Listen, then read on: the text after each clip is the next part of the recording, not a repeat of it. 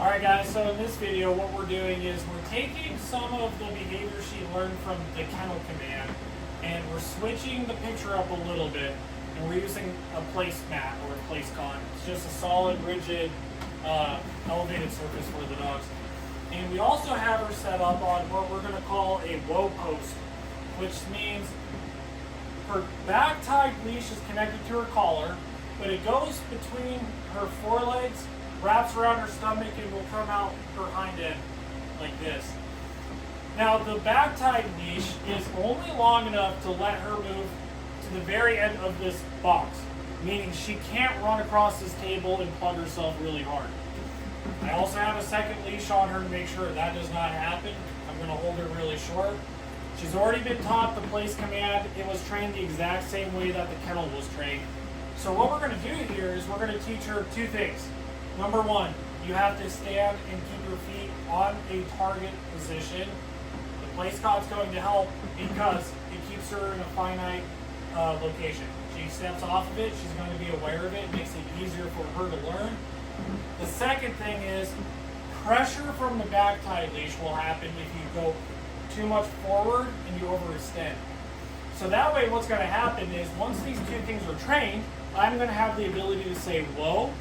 I'll have some layer of pressure that's trained on top of it like we did with the leash pulling. And I will be able to introduce distractions like birds and bumpers and toys and things like that. So that way she's being taught not to break.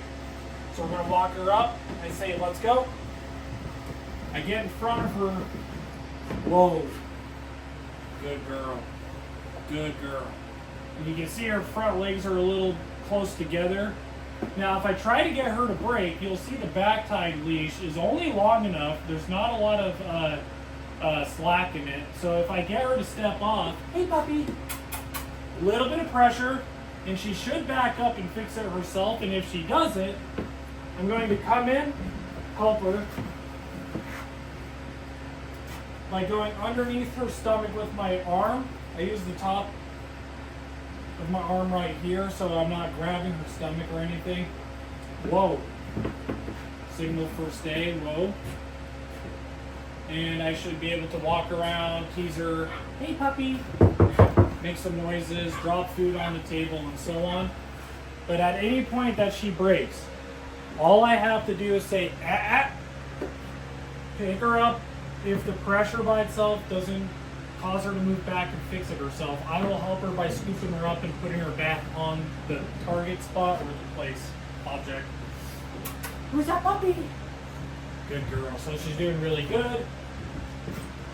Another thing that is important to come in and kind of teach the dogs, I want to be able to style you up.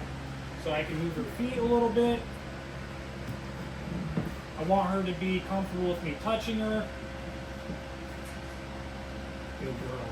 Playing with her tail, petting it upward. Good girl. Without any sort of hysterical behavior like jumping, licking, scratching, rolling, biting, any of that kind of stuff gets desensitized here. You can pet her, you can touch her, you can put a little tension on this to make sure that she's comfortable with that. Good girl. But whenever I leave, if I go in front of her, whoa. Good girl. And you'll see that she's holding that position very nicely. Good girl. You should be able to walk in a semicircle, later full circles when we show you guys outside. Just super hot outside right now, so we're trying to keep it out of the sun. Good girl. You should be able to pull on her. Now, later, if I start doing stuff with birds, if I see any sort of feet moving or anything like that, to create some tension, if I pull this, the backwards pressure will kind of counter the dog to keeping still.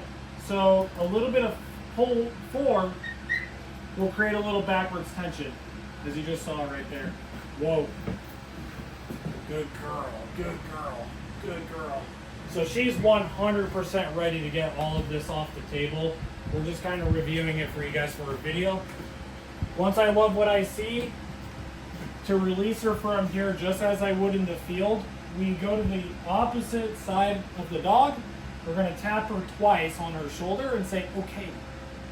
Okay, and make her come backwards.